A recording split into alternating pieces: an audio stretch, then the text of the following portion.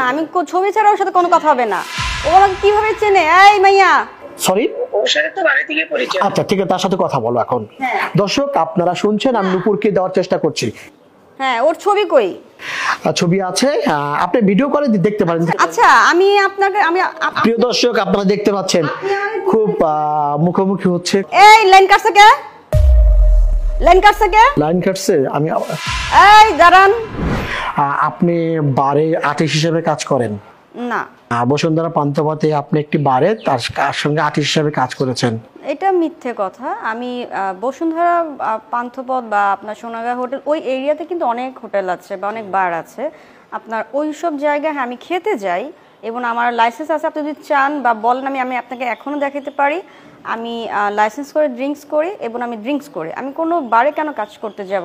অত দর্শক অনেক গ্রামগঞ্জে যারা আছেন তারা বার অর্থ বুঝবে না। বার অর্থ নাইট ক্লাব, অনেকে বলেন ক্লাব বলে বা নাইট ক্লাব বলে। যাই ওখানে মদ বা ড্রিঙ্কস অনেক বিক্রি হয়, যাকে আমরা গভীরে গেলাম না। তো একজন আপু আমাকে বলেছে, আপু ভাইয়া ওনার সাথে আমি কাজ করেছি, উনি আমার সাথে কাজ করেছেন। আমরা 15 বছর থেকে আমরা পরিচিত, 10-12 বছর থেকে পরিচিত। বারে এসে নিয়মিত যেত এবং বারে সে আর্টিস্ট হিসেবে কাজ করত এবং সে রুমেও যেত। আচ্ছা, তাকে প্রমাণ দেখাতে বলেন। রুমে যেতে কথা হচ্ছে দর্শক, রুমে যেতে হতো মানে একজনের সাথে বেড শেয়ার করতো। আঙ্গুলের দিকে নূপুরের দিকে আঙ্গুল উঠেছে।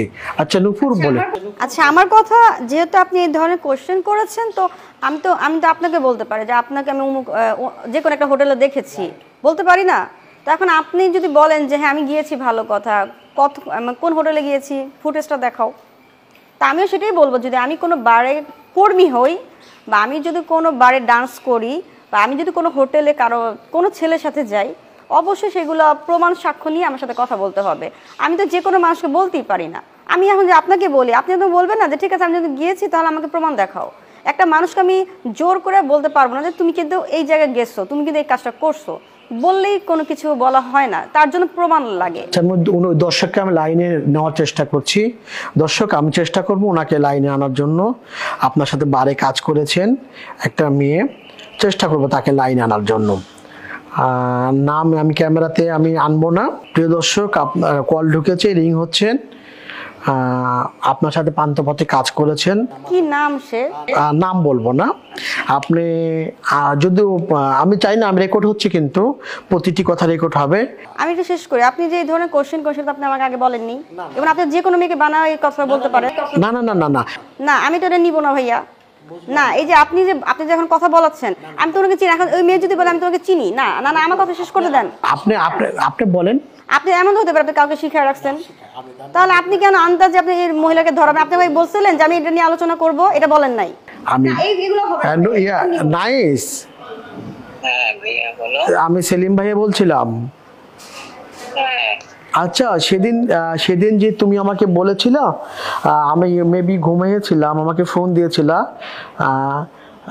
নূপুরের সম্পর্কে আমাকে বলেছিলে, রাইট? তোমার সাথে লাস্ট কবে কথা হয়েছিল আমার সর্বশেষ এই কথা বলার আগে? না না, 1 সপ্তাহ আগে আমার সাথে এটা বলেছিলা, কিন্তু এর আগে প্রায় আমরা 5-6 মাস আগে কথা হয়েছিল। তুমি তখন গ্রামের বাড়িতে ছিলা, রাইট? তোমার সাথে পরিচয় কতদিনের আমার? পরিচয় 2 বছর প্লাস 3 বছর। আচ্ছা, নূপুরকে তুমি কিভাবে চিনো?